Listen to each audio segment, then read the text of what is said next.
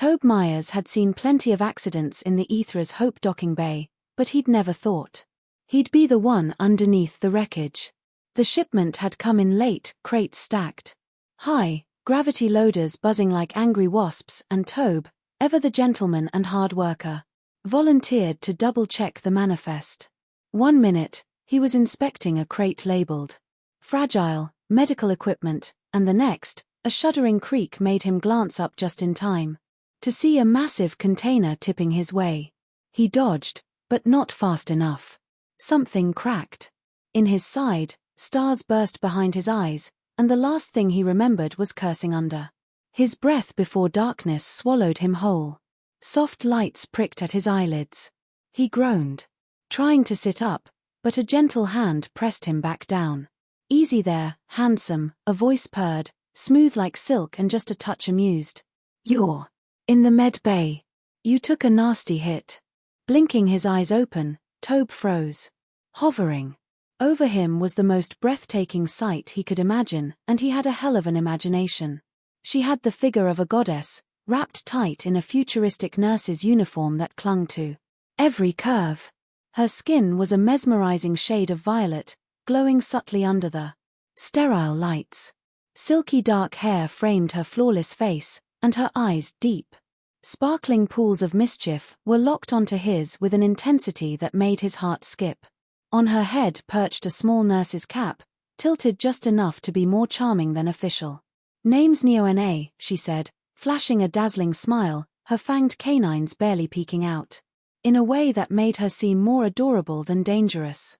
"I'll be your personal caregiver." Tobe tried to summon his trademark smirk, but a twinge of pain in his side made him wince. "Broken rib," she said sweetly, tapping a sleek tablet beside his bed. "And a mild concussion. Nothing my expert hands can't handle." He couldn't help but chuckle, despite the ache. "If this is what dying feels like, maybe I'll stop dodging crates." Neo-Na laughed, a musical, bright sound that filled the med bay and sent a pleasant warmth through him. "You're not getting out of here that easily, human," she teased. Her gloved fingers moved expertly over his chest, palpating his ribs with gentle pressure, but her touch lingered just a little too long to be strictly professional. Tobe arched a brow. "Thorough exam?" Her smile turned wicked. "Human bodies are fascinating. I intend to study yours closely." The sliding door to the med bay whooshed open, and a couple of Tobe's crewmates poked their heads in. One look at the scene, Tobe pinned down by a gorgeous alien nurse, and they burst into laughter. "You lucky bastard," one of them hooted. The ship's doctor, an older, gruff-looking Grelthan with mossy green skin, ambled in behind them. He grunted after glancing at the monitor. "He's fine. Patch him up and get him back to work." But Neo-Na stood firm, hands on her hips, pouting just slightly. "Regulations require a full 48-hour observation for cranial trauma. I insist." The doctor snorted, clearly not willing to argue with her.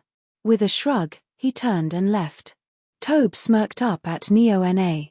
"You're really not letting me go?" She leaned closer, her violet hair spilling over his chest, her voice a conspiratorial whisper. "Oh, no. I'm just getting started." As the door slid shut, sealing them alone together, Tobe realized one thing. He might have been injured by accident, but he was staying very much on purpose. The hours in the med bay passed with a slow, sensual sort of torture.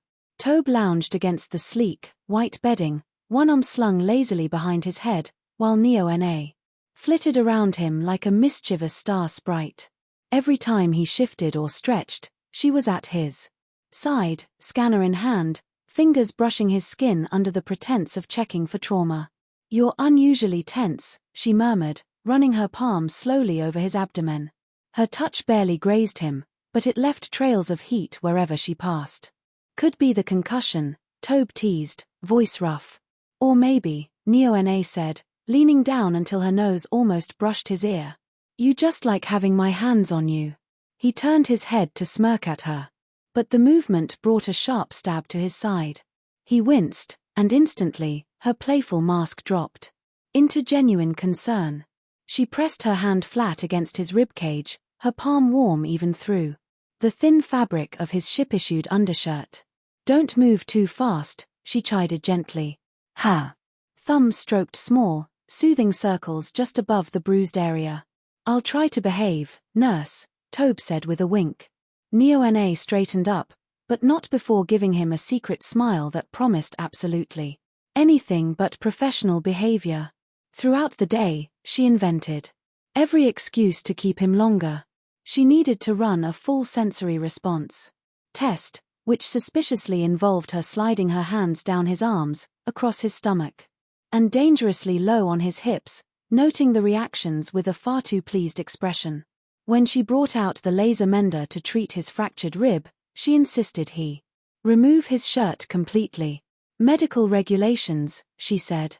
Voice as innocent as a kitten's. Tobe raised an eyebrow. "Pretty sure. Regulations don't require stripping." "Do you want your rib healed or not?" she asked sweetly, already tugging the hem of his shirt upward with surprisingly strong hands. Chuckling, he let her peel it off, revealing the lean muscles of his chest and stomach. The scanner lights reflected off his skin, casting blue and silver hues. Neo-Na's violet cheeks darkened slightly a blush, he realized, that made her even more devastatingly cute. The laser mender hummed to life in her hands, but she was slow, almost lovingly slow in tracing it along his cracked rib. Her other hand rested lightly on his bare side, thumb brushing tiny circles again. The door slid open suddenly, making both of them jump. Two of his buddies from maintenance, Jax and Remo, stood there, grinning ear to ear. "How's the patient?" Jax called out. "Looking pretty cozy," Remo added with a laugh. Tobe sighed, shooting them a tired glare. "You too. Gonna stand there and drool, or you got actual work?" Neo-Na didn't even flinch. She turned toward them with a beaming, entirely fake smile. "No.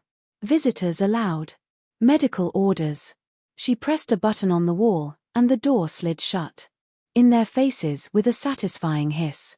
Turning back to him, she clicked her tongue. "Honestly, the interruptions. It's almost like they don't want you to heal properly." "Tragic," Tobe agreed, his smile lazy. "Guess you'll have to keep me here even longer." She tilted her head, pretending to think. "Maybe a few more days. Just to be safe."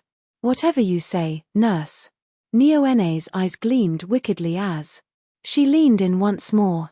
"Human," she said in a soft, teasing whisper, "I'm here to treat every inch of you thoroughly." As her fingers drifted lightly over his ribs, lower and lower, Tobe realized the days ahead were going to be very interesting. And honestly, he wasn't in any hurry to leave. The second night in the med bay was nothing like the first. Tobe stretched lazily across the medical cot, now very aware that the observation period had little to do with his broken rib. Neo-Na moved around the room under soft ambient lights, inputting fake notes into her datapad, humming a tune he didn't recognize. Her form-fitting uniform hugged every curve, and with each movement, the zipper at her chest seemed to slip just a fraction lower, as if it had ideas of its own. When she finally approached, her dark hair cascading over one shoulder, she carried no tools, no scanners, no medical excuses. Just herself, radiant, mischievous, and undeniably intent. "You need anything before lights out?" she asked, her voice smooth and teasing. Tobe's mouth quirked into a slow smile. "Depends. Is a good night kiss standard care?" Neo-Na's dimples deepened, and for a moment, she simply stood there, head tilted, considering him like a particularly interesting dessert. Then, with the same kind of slow, deliberate movement she used during her exams, she leaned down. Her hands braced themselves on either side of his cot, trapping him beneath her. Tobe felt the heat of her body radiating off her before she even touched him. Ha!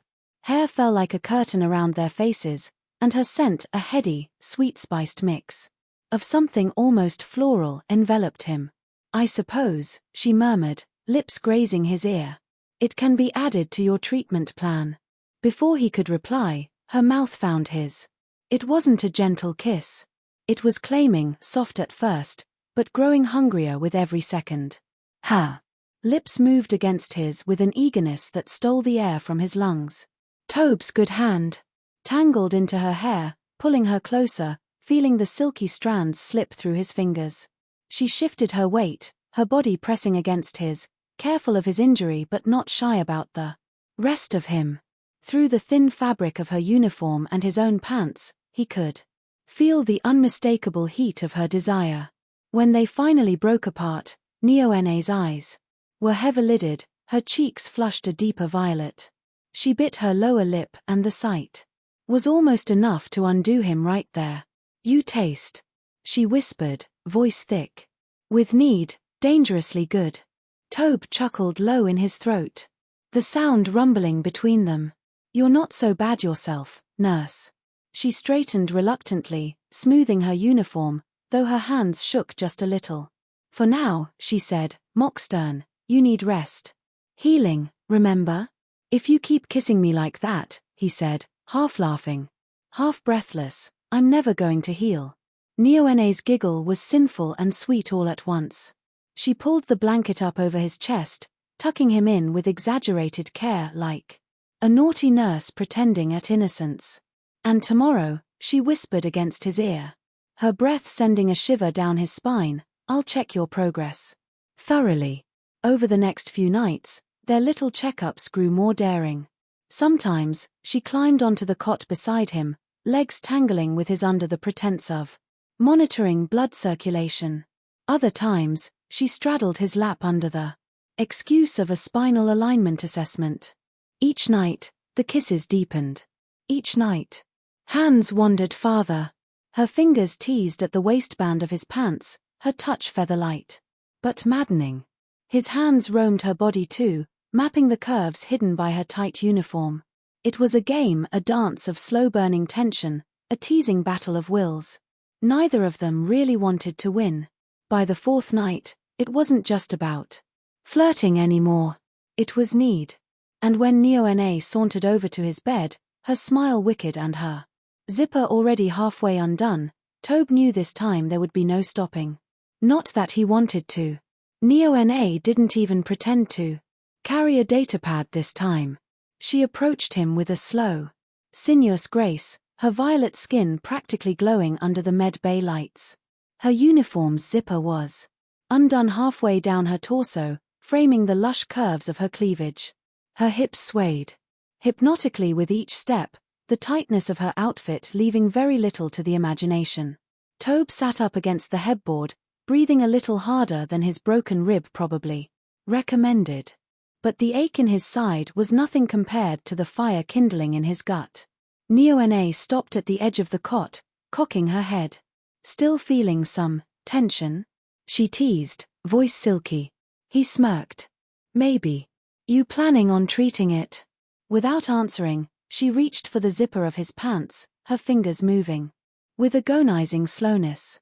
Tobe's pulse thundered in his ears as she undid him, freeing him from the last barrier between them. Then she shrugged out of her uniform, letting it fall to the floor in a puddle of silver and navy fabric. Tobe's breath caught. She was beautiful, ethereal. A body built of curves and smooth, velvet skin, her deep violet coloring shimmering under the sterile light. His gaze roamed over her, hungry, reverent. She didn't shy away from his stare. If anything, she seemed to bask in it. "Touch me," she whispered. He obeyed without hesitation. His hands mapped her hips, sliding upward to the curve of her waist, the soft swell of her assets. Her skin was as soft as it looked, and her little sighs of pleasure made his blood burn hotter. She straddled his lap carefully, mindful of his rib but unwilling to leave any distance between them. When she sank down onto him, slow and deliberate, they both gasped. For a moment, they just breathed, pressed together, foreheads touching, bodies molded in perfect, heated alignment. Tobe moved with her, gritting his teeth against the pain in his side. It was distant, drowned out by the overwhelming pleasure of having her warm, tight, trembling around him. Neona rode him with a slow rhythm. Her hands braced against his chest, her hair falling around them like a silken curtain.